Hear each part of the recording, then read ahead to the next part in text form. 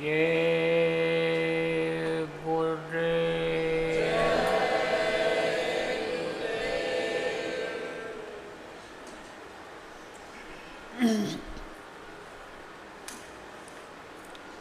सर्वसमर्थ, आप यहाँ गर्मी में बैठी हो। गर्मी है इस समय, मौसम तो बरसात का है लेकिन उमस से गर्मी है। और आपको एकदम पहाड़ पर भेज दिया जाए जहाँ बहुत ठंडी है, तो रुक पाओगे? कोई नहीं रुक पाओगे, भगोगे दूसरे दिन। और अगर धीरे धीरे जाओगे जहाँ थोड़ी ठंडी है, मिसाल के तौर पर जैसे आप जाओ नैनीताल, नैनीताल में ठंडी है, ठीक ठंडी होती है। और उसी से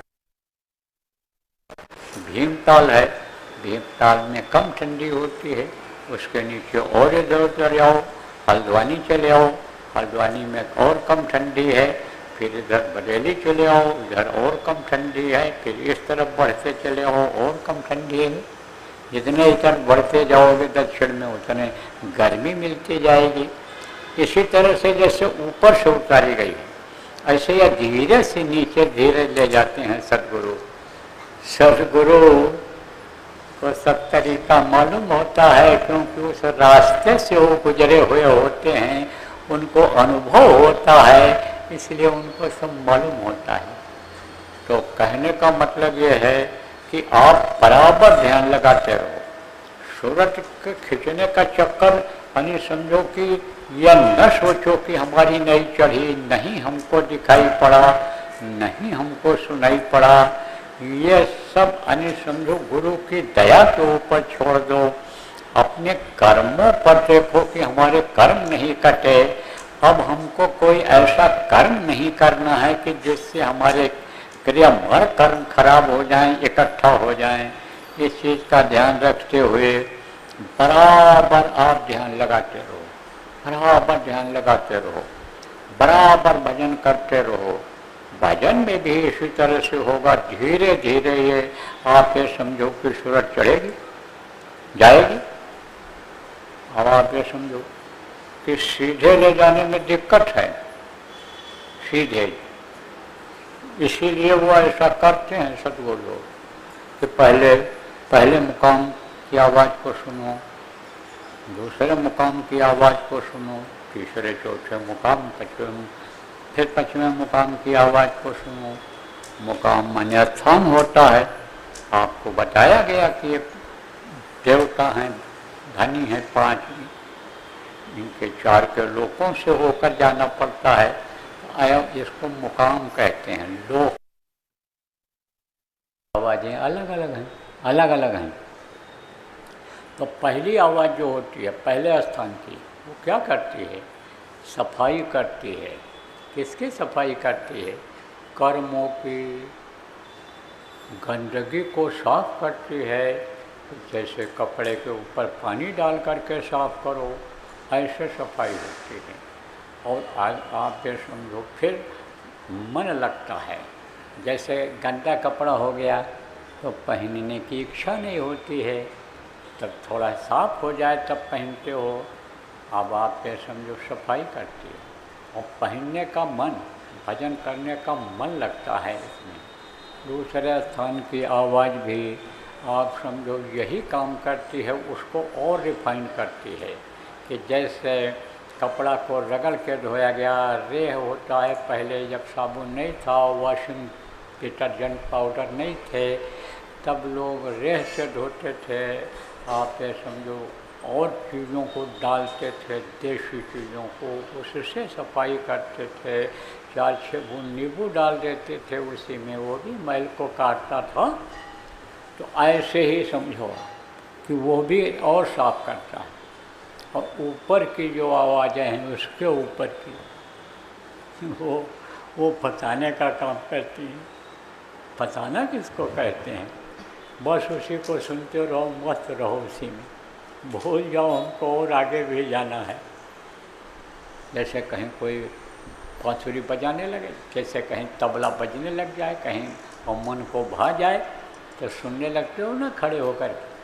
जाना है आपको कहाँ, स्टेशन जाना है, बस स्टैंड जाना है, हवाई अड्डा जाना है, और आपका मन उधर लग गया तो बस वहीं खड़े हो जाते हो।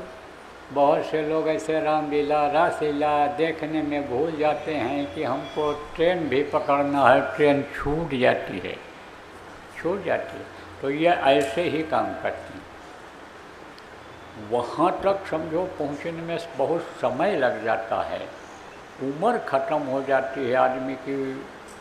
साधना तो करते थे लोग, लेकिन वो आगे नहीं बढ़ पाए, वहीं फंस गए। जीवात्मा उनकी गई तो वहीं फंस गई, और मरने के बाद भी गए वहीं अटक गए। आते जाते थे पहले के युगों में भी, अन्य युगों में भी, त्रेता द्वापर में भी आते जाते थे, लेकिन वो वहीं फंस गए। मरने के बाद वहीं अभी फंसे पड़े, अब भी नहीं निकल पाए। बहुत से जीव ऐसे हैं ऋषि मुनि, यह सब अटके पड़े हैं। अब जब सदगुरु आए, गुरु महाराज जैसे प्रेमी प्रेमी भाई जब आए, यानी भाई बहनों समझो कि गुरु महाराज जैसे सदगुरु जब आए, तब उन्होंने यानी यह कहा तुम थोड़ी ही मेहनत करो, लेकिन करो, हम तुम्हारे साथ हैं। कुछ तुम करो, तुमसे ज़्यादा हम करेंगे।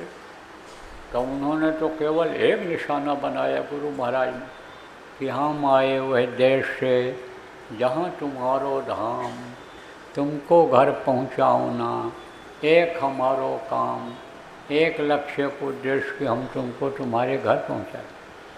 तो वो तो हमेशा तैयार खड़े हैं। अब यह है कि उनसे हमको प्रेम नहीं हो पाता है, गुरु से प्रेम नहीं हो पाता है। कहते तो हैं हम कि गुरु को प्रेम करते हैं, गुरु को याद करते हैं, लेकिन गुरु को ठीक से याद नहीं कर पाते हैं। अभी कहा ना, प्रार्थना किया गया कि दया की नज़र करो मेरी ओर, मेहर की नज़र करो मेरी ओर। तो दया तो मांगते हैं, लेकिन दया मांग नहीं पाते, मिल नहीं पाता है। क्यों? क्योंकि खाली मुँह से निकलता है, अंतरात्मा की आवाज़ नहीं निकल पाती है। क्यों? क्योंकि उनका रूप भूल जाता है, चेहरा भूल जाता है, उनको भूल जाते हैं। किस में भूल जाते हैं? ये माया की छाया में भूल जाते हैं, ये इसमें भूल जाते हैं, दुनिया की चीज़ों में भूल जाते हैं, जबकि ये किसी की है, किसी की नहीं। माया है जगदीश की, अपना का है गंवार, और सपने पायो राजधन, जात न लागे वार। सपना में अगर किसी को राजा बना दिया जाए तो सुबह उठेगा तो राजा रहेगा? वो तो जो था वही रहेगा। सपना देख रहा है मैं राजा हो गया, बढ़िया खा रहा हूँ, महल में सोया हूँ, नौकर चाकर लगे हैं, लेकिन सुबह तो वो नहीं रहेगा। ऐसे ही ये 4 दिन की चांदनी फिर अंधेरी रात, ये जितनी भी चीज़ें हैं इसी तरह की हैं, ये सब छूट जाने वाली हैं। इसमें मन ज़्यादा लगा हुआ है। और गुरु से प्रेम अगर इस तरह से कर लिया जाए, ठीक है ना, निष्दिन तुम्हें निहारूं सतगुरु, निहारूं माने देखता रहूं, जैसे चंद्र चकोर, जैसे चंद्रमा को चकोर देखता है। चंद्रमा जब निकलने लगता है, चकोर उसको ऐसे देखता है और इतना प्रेम उससे करता है कि उसको भूल नहीं पाता है, बिल्कुल ऐसे देखता ही रहता है एकटक। अब चंद्रमा, धरती जब यह आगे चलती है तो चंद्रमा यानी समझो ऊपर उठता जाता है, छूटता जाता है, और फिर मालूम पड़ता है कि जैसा अस्त हो गया, तो ऐसे देखते देखते देखते ऐसे उसकी गर्दन पीछे झुक जाती। तो कहा चोंच झुकी गर्दन लगी, चितवत वाही ओर। इस तरह से देखता है कि जैसे आप समझो इस तरह से देखता है कि गर्दन झुक जाती है और चोंच नीचे लग जाता है, ऐसा हो जाता है। कैसे प्रेम करता है ना, स्वामी प्रीतियों करे, जैसे चंद्र चकोर, चोंच झुकी गर्दन लगी, चितवत वाही। कैसे कैसे संतों ने समझाया, महात्माओं ने लोगों को बताया, समझाया। कहा सुमिरन के सुध यूँ करे, सुमिरन मैंने याद करना, सुमिरन के सुध यूँ करे जैस जो गागर पनिहार, हाल है डोले सूरत में कहीं कबीर विचार। देखो बच्चियों, प्रेमियों, समझो इस बात को। कोई लड़की जब रहती है माता पिता के घर में, तो माता पिता से प्रेम करती है, भाई से प्रेम करती है, जो उससे ज़्यादा प्रेम करता है उससे भी वो ज़्यादा प्रेम करती है, सबसे प्रेम करती है, समान व्यवहार रहता है उसका। लेकिन जब उसकी शादी हो जाती है, सास ससुर भी अगर प्रेम की अपनी बेटी की तरह से उसको माने तो वो भी माँ बाप की तरह से मानने लगती है।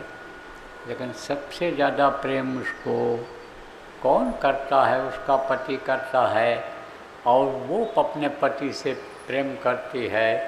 तो जब तक ससुराल में रहती है तब तक प्रेम में ही डूबी रहती है, और जब अपने पीहर चली जाती, जिसको मायका कहते हैं कुछ लोग, जब अपने पिता के घर जाती है कुछ समय के लिए, तो तन तो वहाँ रहता है लेकिन मन पति पे ही लगा रहता है। ऐसे ही उदाहरण दे करके समझाया।